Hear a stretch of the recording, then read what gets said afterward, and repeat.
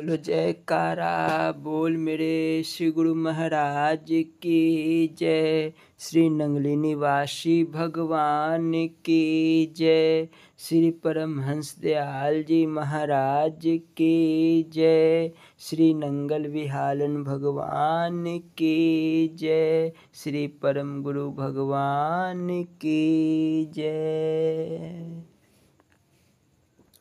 जय सच्चिदानंद जी। दारोगा रामचंद्र की उदार वृत्ति व गुरु भक्ति। परम आराध्य देव श्री परमहंस दयाल जी ने दारोगा जी की गुरु भक्ति व परोपकार वृत्ति का भी विस्तृत उल्लेख अपने जीवन चरित्र में किया है। हुजूर का इरशाद है कि दारोगा जी जितना विशाल हृदय के थे उतने ही अपने वचन के पक्के भी थे। उनकी माता जी की मृत्यु के समय जैसे और लोग संवेदना व्यक्त करने आए वैसे ही एक राम सखी भक्तिन भी आई और उनसे बोली कि सरदार तो बहुत है किंतु श्री जी अर्थात राजा राम सिंह जी पर जैसा मेरे पालन पोषण का किसी और को ध्यान नहीं है।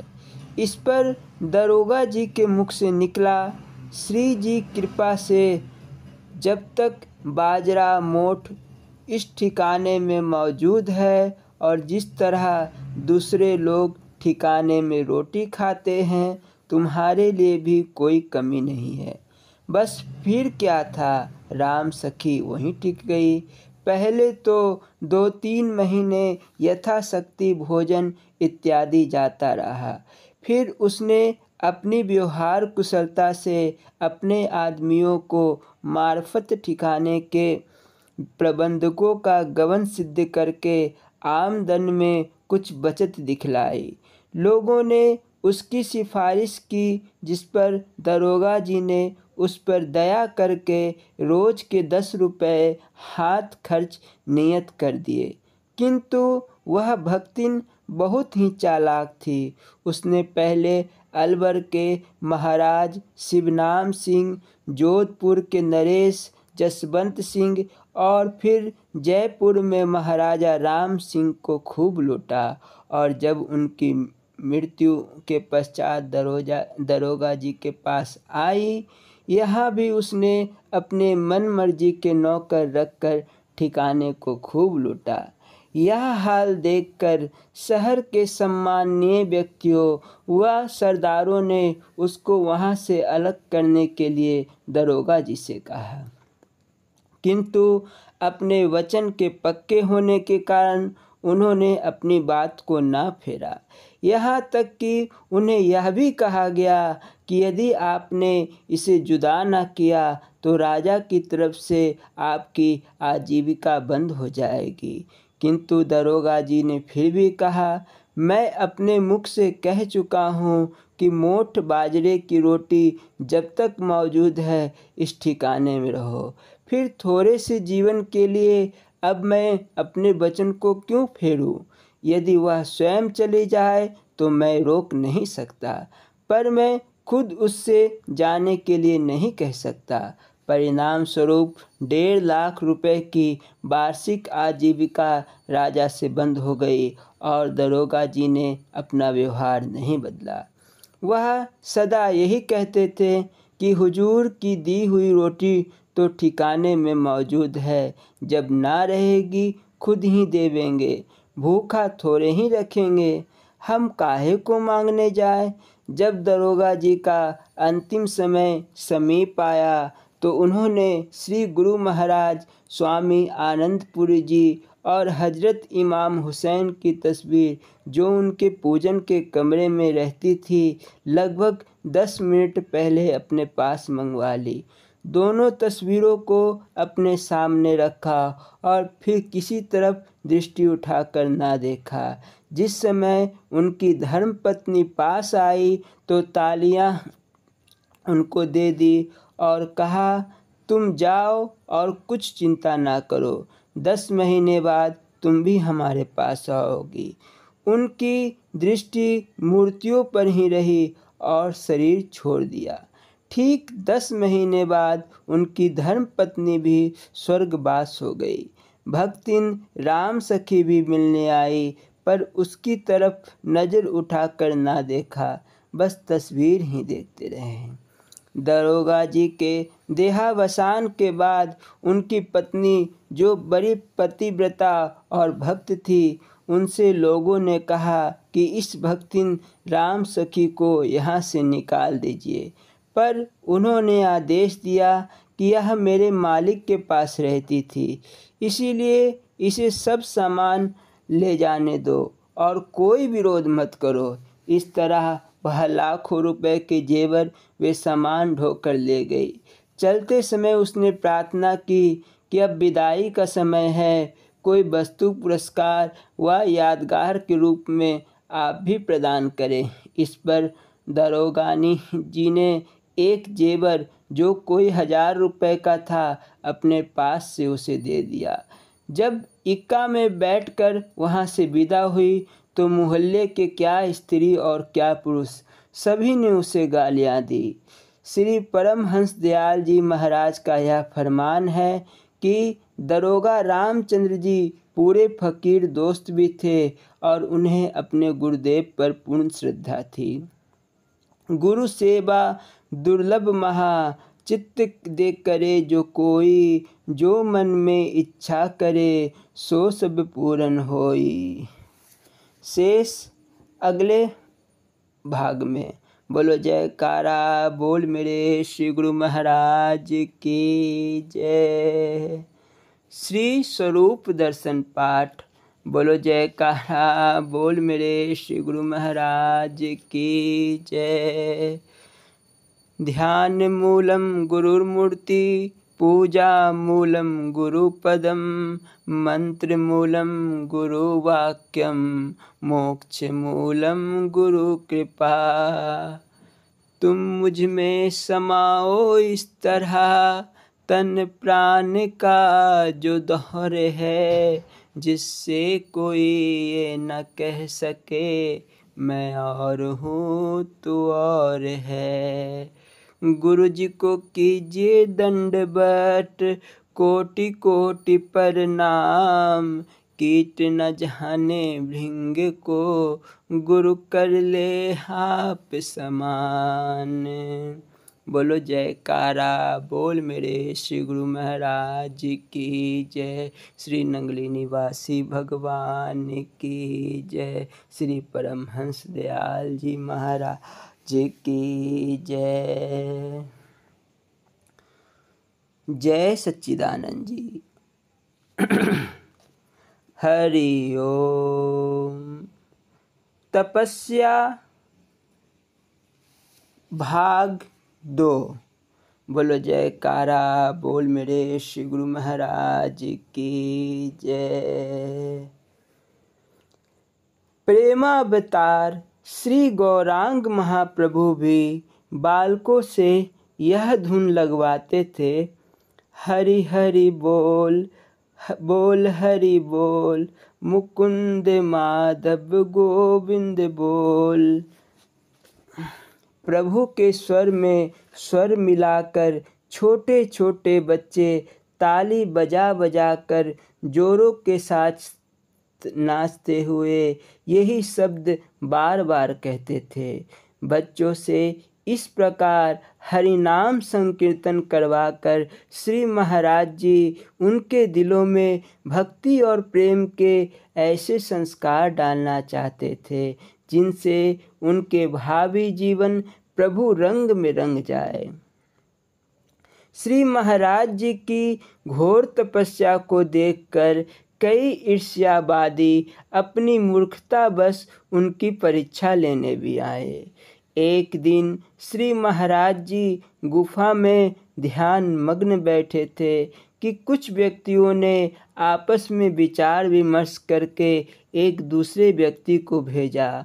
उसने गुफा के समीप आकर आवाज़ लगाई, बाबा जी आपके धुने पर कुत्ता चढ़ गया है। श्री महाराज जी ने उन्हें कोई उत्तर नहीं दिया। दूसरी बार फिर उस व्यक्ति ने आकर आवाज़ लगाई तो श्री महाराज जी फिर भी नहीं बोले। तब वे व्यक्ति कहने लगे, शायद गुफा के अंदर नहीं होंगे। एक व्यक्ति गुफा के अंदर देखने के लिए गया तो वहाँ आपको नहीं पाया कि बाबा जी तो अंदर नहीं हैं। उसके दूसरे साथियों ने कहा, जरा ठीक से जाकर देखो। तब उसने जाकर देखा, वहाँ आप मस्ती में वहीं बैठे दिखाई दिए। उस व्यक्ति ने प्रार्थना की, अभी एक क्षण पहले तो आप यहाँ नहीं थे। उसी मस्ती की अवस्था में आपने उत्तर दिया, हम अपने गुरुदेव श्री परमहंस दयाल जी महाराज के दर्शन करने के लिए टेरी में गए थे। यह रहस्योद्घाटन से सब लोग चकित रह गए। उनके दिल में आपके प्रति आदर सत्कार श्रद्धा भाव बढ़ गया। देश और काल के अधीन सब जीव है, परंतु महापुरुष इस बंधन से मुक्त होते हैं। स्वयं श्री परमहंस दयाल जी इस रहस्य से परिचित थे। श्री गुरु नानक देव जी काबुल से उड़कर कुछ ही क्षणों में सियालकोट पहुंच गए थे। महापुरुषों के लिए कोई बात असंभव नहीं होती। कई बार अनेक जिज्ञासु आपकी प्रशंसा सुनकर आपके दर्शन के लिए आते थे। श्री महाराज जी बड़े भोले भाव और प्यार से कहते, हम कुछ पढ़े लिखे नहीं, हम भी नाम सिमरन करते हैं। आप भी बैठो और मार नाम जपो। महापुरुषों को कभी वाद विवाद पसंद नहीं आता। वे तो अबोध बालकों के समान सरल चित्त होते हैं। नम्रता और सरलता महानता के लक्षण है। बुद्धिवादी तो कार्य और कारण की उधेड़ बुन में लगे रहते हैं। उन्हें तो सदा क्या और कैसे का चिंता सताता रहता है। अनेक बार श्री महाराज जी इस प्रकार के जिज्ञासुओं को भक्त तोताराम जी के पास शंका समाधान के लिए भेज देते थे। समय पाकर यही भक्त राम जी सन्यासी हो गए और स्वामी ब्रह्मानंद जी के नाम से प्रसिद्ध हो गए। अध्यात्म मार्ग में प्रत्येक गुरु अपने शिष्य के प्रत्येक अवस्था की भली भांति निरीक्षण करता है। गुरु उसे कहते हैं जो अपने शिष्य की आंतरिक अवस्था को भली भांति जानता हो, साथ ही वह शिष्य की बाह्य और आंतरिक कठिनाइयों का पता करके उन्हें दूर कर सके तथा उसके दिल शीशे को साफ कर सके। श्री परमहंस दयाल जी ने भी अपने परम शिष्य श्री महाराज जी की साधना इसी प्रकार निरीक्षण किया। एक बार श्री परमहंस दयाल जी ने 13 अक्टूबर सन 1915 को कृष्ण द्वारा आगरा पधारे। श्री महाराज जी उन्हीं दिनों घोर तपस्या कर रहे थे। फालिज के कारण श्री परमहंस दयाल जी का शरीर काफ़ी अस्वस्थ था। श्री महाराज जी ने अपने गुरुदेव श्री परमहंस दयाल जी की पवित्र सेवा बहुत ध्यान पूर्वक की। गुरु सेवा में उन्होंने दिन रात एक कर दिया। आपने अपने इष्ट देव भगवान को सदा प्रसन्न रखने का प्रयत्न किया। श्री परमहंस दयाल जी ने आपकी सेवा से प्रसन्न होकर कई वरदान दिए। अपने सतगुरु देव जी की जिसे पावन सेवा मिली, उस सेवक को अपने आप को बड़ा भाग्यशाली समझना चाहिए। गुरु की प्रसन्नता सेवा द्वारा ही प्राप्त की जा सकती है। लगभग 9 महीने श्री महाराज जी को श्री परमहंस दयाल जी महाराज जी के परम पवित्र शरीर की सेवा का सौभाग्य मिला। श्री परमहंस दयाल जी आगरा से 9 जून सन 1916 को जयपुर पधारे। इधर श्री महाराज जी अपने साधना में फिर आरूढ़ हो गए।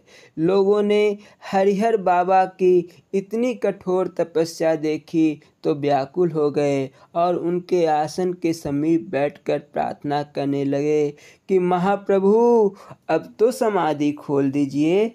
परंतु गुरुदेव समाधि में इतने खोए हुए थे कि उन्हें न संसार की सुधि थी न लोगों के करुण पुकार का ज्ञान। एक बार आगरा निवासी कुछ प्रेमियों ने एक विनय पत्र श्री परमहंस दयाल जी के चरण कमलों में टेरी भेजा, जिसमें यह वर्णन किया गया था, श्री महाराज जी बड़ी कठिन तपस्या कर रहे हैं। वह पवित्र शरीर की कुछ परवाह न करते हुए खुले मैदान में बैठे अनंत साधना में लीन है। हमने कई बार उनसे प्रार्थना की है कि श्री महाराज जी कृपा करके एक छोटी सी झोपड़ी ही बनवा लीजिए, जिसमें आप बड़े प्रेम से बैठकर भजन कर सके। परंतु हमारी प्रार्थना को वह स्वीकार नहीं कर रहे हैं। कभी कभी क्रुद्ध हो जाते, हमसे उनका कष्ट देखा नहीं जाता।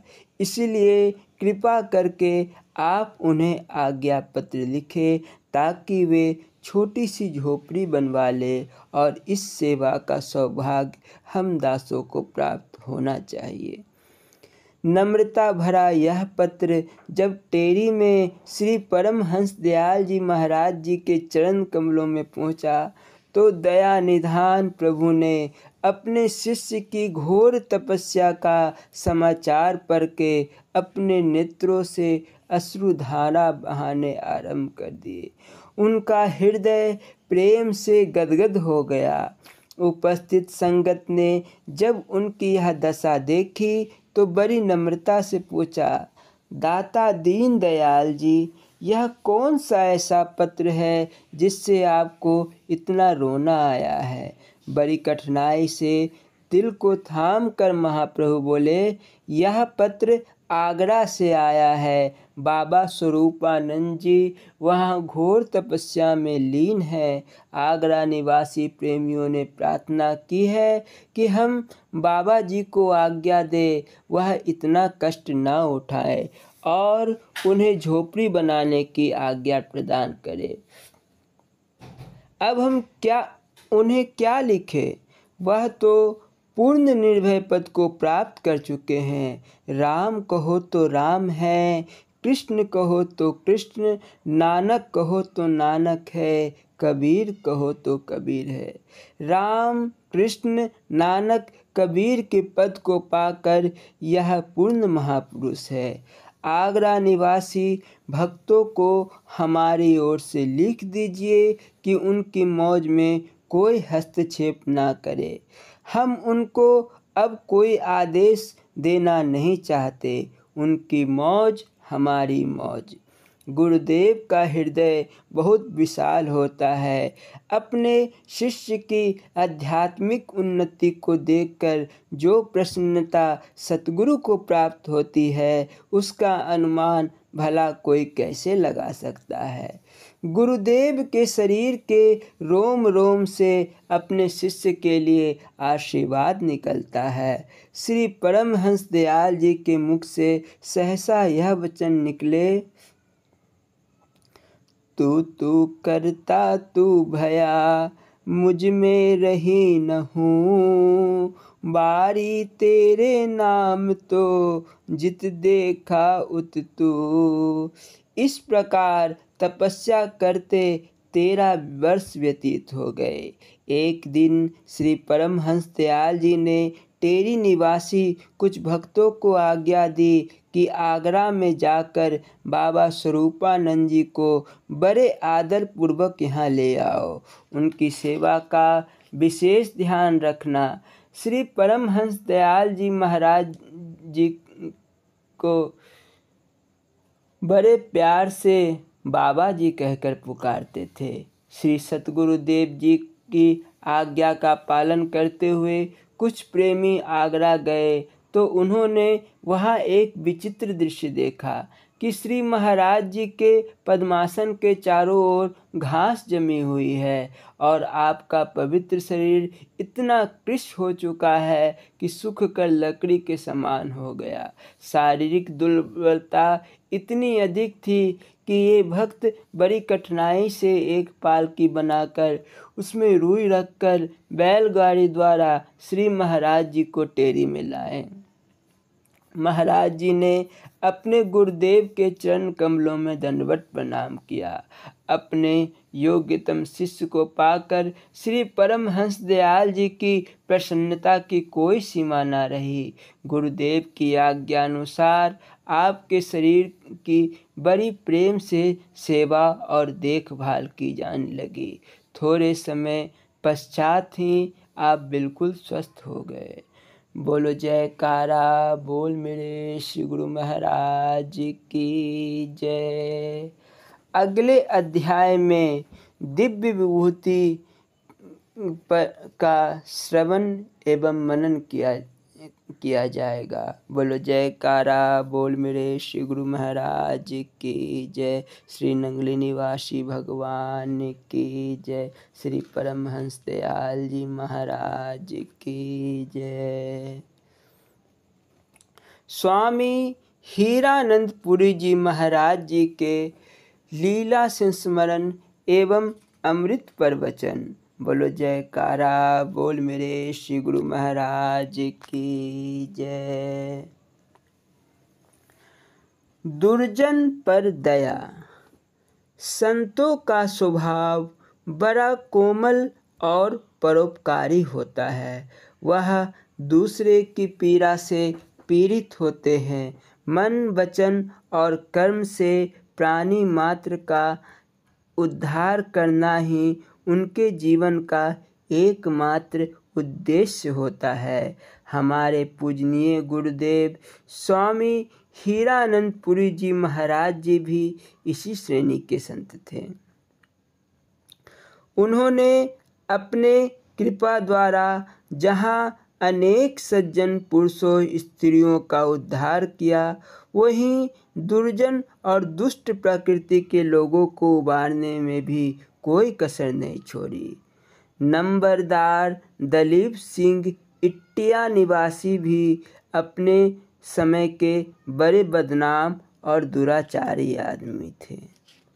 चोरी, यारी, ठगी, झूठ आदि में अपनी मिसाल आप थे, परंतु किसी व्यक्ति का भाग्य कब क्या कर दिखाएगा यह जानना सर्वसाधारण के बस की बात नहीं है। यह तो त्रिकालदर्शी सर्वज्ञ संतों का ही काम है। दलीप सिंह का भी जब भला समय आया तो वह भी तो श्री सतगुरु महाराज जी की शरण में आ गया। श्री महाराज जी का उनके गांव में आना जाना तो था ही। नंबरदार दलीप सिंह पहले जितना बड़ा निंदक और दुराचारी था, उससे कहीं बढ़कर श्रद्धालु, विश्वासी और गुरु चरणों का अनन्य प्रेमी बन गया। श्री महाराज जी का विरोधी व्यक्ति और कहाँ यह बात कि श्री महाराज जी संक्रांति के सत्संग में नंबरदार से सत्संग करवाते। कई भक्त उसकी बातों का बुरा मानते थे, क्योंकि वह संबोधन महाराज जी के शान के विरुद्ध समझे जाते थे, परंतु अनपढ़ वक्ता का भाव कदापि ऐसा नहीं होता था। जब वह बोलता तो महाराज जी मंद मंद मुस्कुराते रहते थे। दलीप सिंह के गवारू भाषा में दिए गए सत्संग का एक नमूना पेश है। भाई, मैं अनपढ़ बंदा, सानू ज्ञान ध्यान कोई नहीं आंदा, साडा तांग खड़ग ज्ञान हैगा, मैं कोई भगत नहीं, मेरे बरगरा ठग दे शायद कीते मिले, मैं तीबिया बेचिया थाना कचहरी भी भुगते, दाते दी मेहर रही कैद नहीं होया। लोका दे बकरे भी चोरी भी चुगदे, दाते दी मेहरी कैद नहीं होया। लोका दे बकरे भी चोरी किते, कटके उनो दा मांस भी खादा। छूट भुलैया मेरे विच सारे अवगुण हैंगे, बाबा दी कृपा हो गई आपने चरना चा था दे, के काम नू हस बना दिता। बाबे ने नंगल नू निहाल कर दिता, सानू खबरे वेहले समझदा। साडे मठियालियों बिचौदी दिन वेले लंघना औखा, रात कहड़ी माँ ने देखी बाबा जी चलाकी छड़ दिया। नंग बिच हुन जंगल चा मंगल कर दिता, हुन इट्टिया बलवी नजर करो, भरमा दा भूत दिल कर दियो।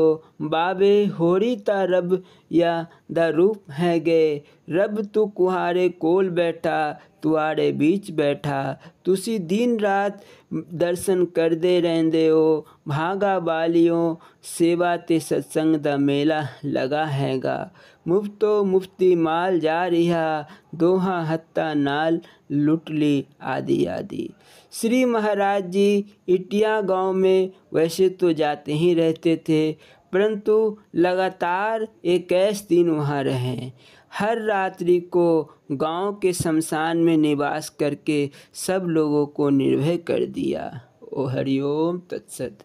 बोलो जयकारा बोल मेरे श्री गुरु महाराज की जय। स्वामी हीरानंदपुरी जी महाराज जी के अमृत प्रवचन शांति पाठ का शेष भाग। बोलो जयकारा बोल मेरे श्री गुरु महाराज की जय। स्वामी हीरानंदपुरी जी महाराज जी के चरण कमलों में इस दास का कोटि कोटि प्रणाम। ओम। स्वामी हीरानंदपुरी जी महाराज जी जब मंच पर विराजमान होते थे तो हरिओम की ध्वनि लगती थी। बोलो जयकारा बोल मेरे श्री गुरु महाराज की जय। बोलना जी हरिओम हरिओम हरिओम। शांति पाठ के शेष भाग। बोलो जयकारा बोल मेरे श्री गुरु महाराज की जय।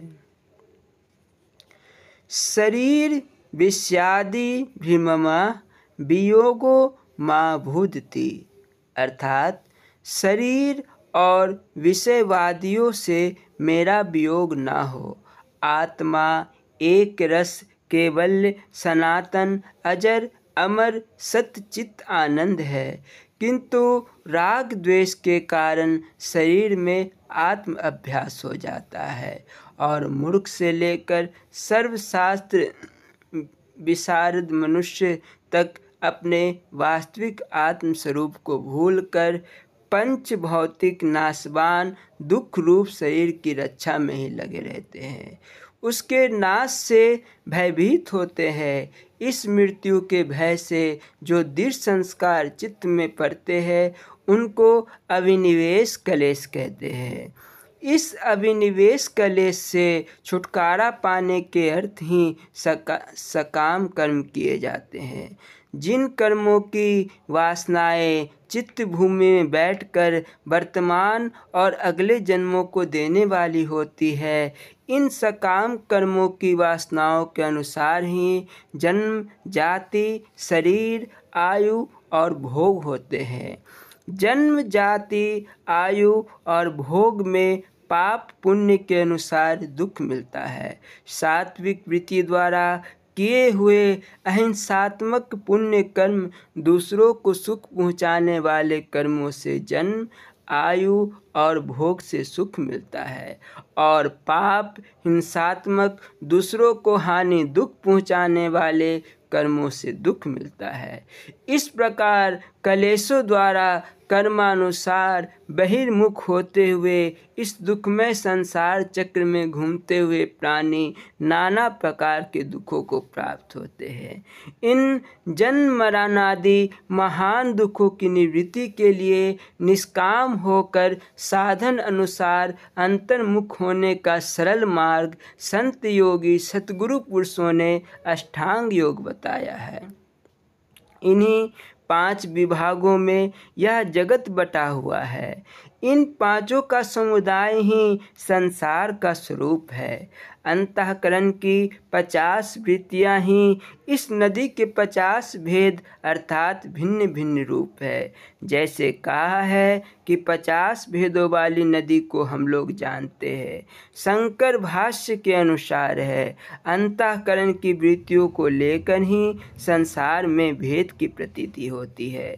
भगवान अपने इसी उपनिषद के मंत्र के 4 की व्याख्या करते समय अष्ट कैसडवी का अभिप्राय नहीं बतलाया कि अष्टक से क्या प्रयोजन है। इसका भावार्थ कीजिए। प्रेमी सज्जनों, सर्वशास्त्र विशारद तो मैं भी नहीं हूँ, किंतु शिवावतार शंकराचार्य और तद्रूप ही सद्गुरु भगवान की ओर सर्वगुण संपन्न सभ्य पुरुष संतों की कृपा के द्वारा जैसा कुछ पढ़ा सुना और अनुभव में आया वैसा ही समझाने का प्रयत्न करूँगा। आप मन, चित्त और बुद्धि को लगाकर श्रवण कीजिए। शंकराचार्य के भाष्य अनुसार 6 अष्टक इस प्रकार है जो गीता के 714 में 8 प्रकार की अपनी अपरा प्रकृति कही है। पहला पृथ्वी, दूसरा जल, तीसरा अग्नि, चौथा वायु, 5वां आकाश, 6ठा मन, 7वां बुद्धि, 8वां अहंकार। यह पहला अष्टक है। पहला शरीर संबंधी त्वचा, दूसरा रस, तीसरा रक्त, चौथा मांस, 5वां भेद, 6ठा हड्डी मज्जा और 8वां व्रीहि दूसरा अष्टक है। अनिमा, महिमा, गरिमा, लघिमा, प्राप्ति, प्राकम्य, ईशित्व, वशित्व यह तीसरा अष्टक है। धर्म, ज्ञान, वैराग्य, ऐश्वर्य, सम, संतोष, विचोर और सत्संग यह 8 ऐश्वर्य रूपी चौथा अष्टक है। ब्रह्म, प्रजापति, देव, गंधर्व, यक्ष, सूर्य, चंद्र, पितर यह देव योनियों का 5वां अष्टक है। दया करना, क्षमा करना, पर निंदा के स्थान में महिमा करना, शौच, बाहर भीतर की पवित्रता, मंगल प्रसन्नता, आकृपणता, उदारता, दानी, अस्पृहा, अनायास आशा कामना, इच्छा के बिना ही प्राप्त सुखादि पदार्थों में संतुष्ट रहना यह आत्मा के 8 मुख्य गुण हैं। यह 6ठा अष्टक है और इस शरीर के भीतर हृदय में अष्टक दल तथा कली वाला कमल फूल है। इस कमल फूल के 8 दिशाओं की ओर 8 दल है। इन 8 दलों में मन रूपी भंवरा भ्रमण करता रहता है। जिस समय मन जिस दिशा के दल में गमन या प्रवेश करता है उस समय उसकी दशा वैसे ही गुणों से युक्त हो जाती है और जिस समय दिशा रूपी दलों को त्याग कर कमल के मध्य में प्रवेश करता है तो शांत स्थित होकर ईश्वर के सुमिरन ध्यान में खूब लगता है। यह परमार्थिक अष्टक है। योग के लिए 8 अंग भी अष्टक है। वह 8 अंग नीचे लिखे जाते हैं। इन सर्व 8 अंगों की पूर्ण रूप से साधन करने वाला मुमुक्षु अंतर्मुखी वृत्ति करके उस परम देव परमात्मा को पूर्णतः जानकर सर्व पापों से छूट जाता है। ज्ञात्वा देवम सर्व पाप पाशापाहनि, अर्थात देव परमेश्वर को जानकर जन्म मरणादि सर्व बंधनों से छूट जाता है। यह मंत्र श्वेताश्वतरोपनिषद अध्याय 1 मंत्र 11 का है। अंतर्मुख वृत्ति करने का साधन अष्टांग योग है। यम, नियम, आसन, प्राणायाम, प्रत्याहार, धारण, ध्यान और समाधि के योग 8 अंग है। यम वृत्ति बहिर्मुख का कारण मनुष्य का निज परिजन और अन्य सब प्राणी मात्र के साथ नाना प्रकार का शुद्ध स्वार्थ युक्त व्यवहार है। इसीलिए योगी पुरुष प्रथम इस ब्रह्म व्यवहारिक जीवन को 5 यमों द्वारा शुद्ध, उज्ज्वल, सात्विक बना लेता है। वे 5 इस प्रकार कथन किए हैं: अहिंसा, सत्य, अस्तेय, ब्रह्मचार्य, अपरिग्रह। अहिंसा, काम कामना के वशीभूत होकर, क्रोध में आकर, मोह रूपी अंधकार में फंसकर, लोभ में आकर, अहंकार में मतवाला होकर और भय आदि मनोवृत्तियों के द्वारा किसी भी प्राणी मात्र को शरीर, वाणी और मन से शारीरिक, मानसिक तथा आत्मिक व्यवहारिक हानि या पीड़ा न पहुँचाना या अस्पष्ट रूप से अनुमति न देना ही अहिंसा धर्म है। आप कष्ट सहन करके भी प्राणी मात्र को सर्व प्रकार से सुख पहुँचाना अहिंसा है। अपने कुल तथा परिवार को सदैव सुखी रखने के लिए मांस, मदिरा का आहार ना करना, अफीम, पोस्त, भांग, सुल्फा, गांजा, चंडू, सिगरेट, तंबाकू आदि कुपदार्थों का सेवन ना करना अहिंसा है। जुआ, ताश, शतरंज, सट्टा और झूठे मुकदमे आदि दुष्कर्मों को ना करना अहिंसा है और इससे विपरीत वेद विरुद्ध कर्म करना हिंसा है। इसीलिए ऊपर लिखित दुष्ट कर्मों के कारण से किंचित काल में ही सर्व संपदा नष्ट हो जाएगी और उस दुराचारी मनुष्य का परिवार फिर नाना प्रकार के कलेश उठाएगा। विद्या प्राप्त करने को धन न होगा, तन ढकने को वस्त्र और उदर पूर्ति के लिए अन्न न होगा। इस प्रकार दुराचारी मनुष्य निज परिवार की भी हिंसा करने वाला हिंसक, सर्प आदि कीट और कुतियों आदि पशु की तुल्य होता है, जो अपने ही परिवार को भक्षण कर जाते हैं। अहिंसा परमो धर्मा, तथा जैसा कहा है दया बिन सिद्ध कसाय। इसलिए प्राणी मात्र की रक्षा के लिए भी भद्र पुरुषों को दुराचार का त्याग कर देना चाहिए, क्योंकि सदाचारी पुरुष को देखकर भी अन्य पुरुष सदाचारी हो जाते हैं। जिस प्रकार अपने सुपुत्र को मारने वाला प्रिय मित्र भी शत्रु के समान ही दिखाई देता है, उसी प्रकार परमेश्वर के जीवात्मा रूपी पुत्र को मारने, सताने, ठगने अथवा किसी भी प्रकार का कलेश पहुँचाने वाला मनुष्य भी यदि महाकोरा ज्ञानी धूर्त साधु क्यों न हो, किंतु परमेश्वर को हिंसक मनुष्य अपने शत्रु के तुल्य ही लगता है। इसीलिए यदि परमेश्वर को पाना है तो प्राणी मात्र के हित में रहो और तन, मन, धन, वचन से अहिंसा धर्म का पालन करो।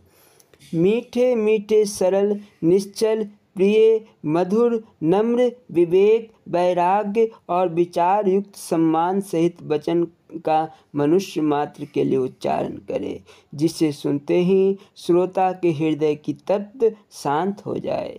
किसी मनुष्य को अपने से छोटा, नीच, कुबुद्धि और निर्धन ना जाने, किसी को द्वेष की दृष्टि से ना देखे, निश्चल और प्रसन्न हृदय रहे।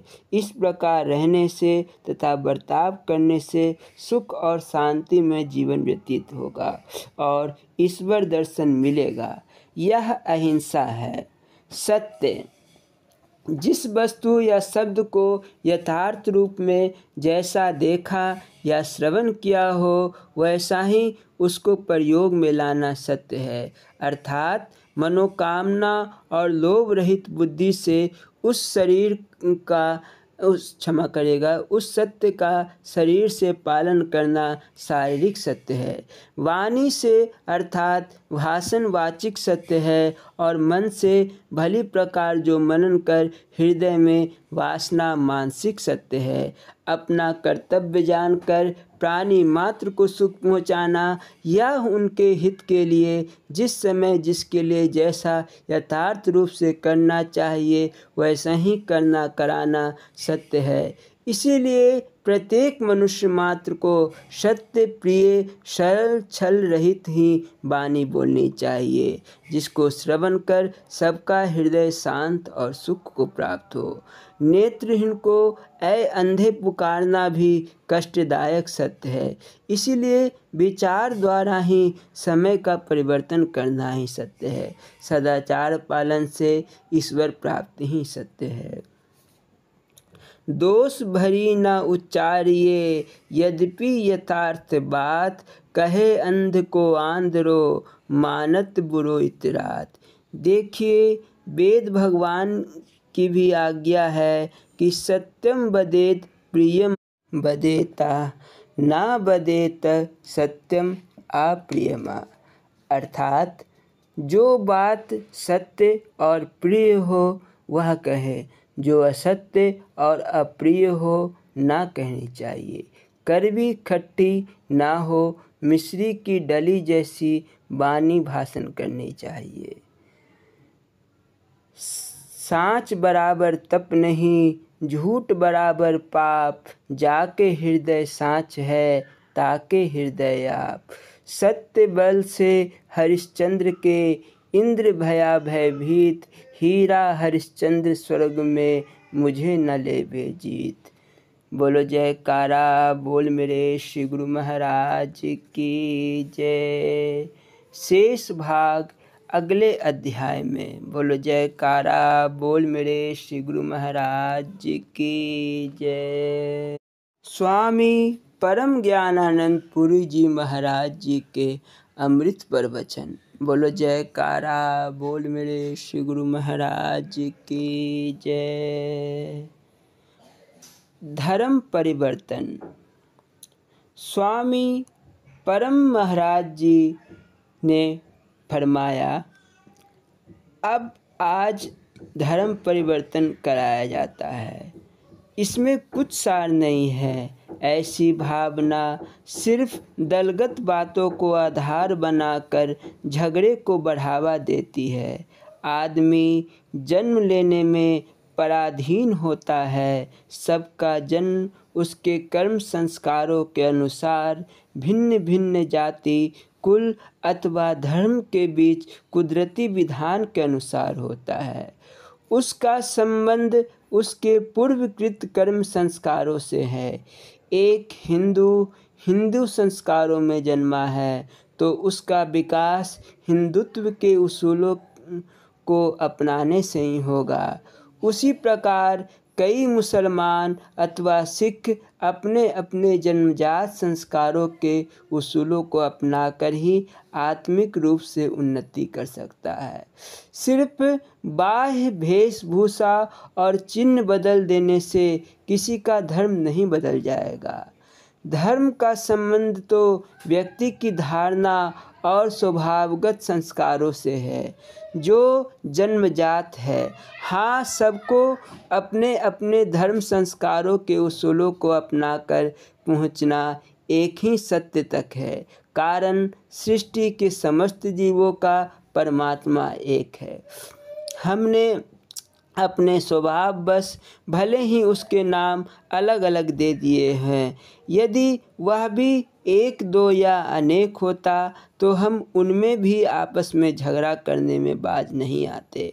अतः पाप पुण्य और धर्म अधर्म को लेकर विभिन्न मत मजहबों की उपयुक्त मान्यताएं निरर्थक है।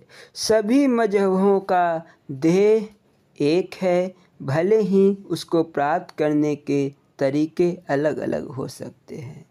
बोलो जयकारा बोल मेरे श्री गुरु महाराज की जय। श्री नंगली निवासी भगवान की जय। श्री परमहंस दयाल जी महाराज की जय। श्री नंगल विहारन भगवान की जय। श्री परम गुरु भगवान की जय। बोलो जयकारा बोल मेरे श्री गुरु महाराज की जय। जय सच्चिदानंद जी।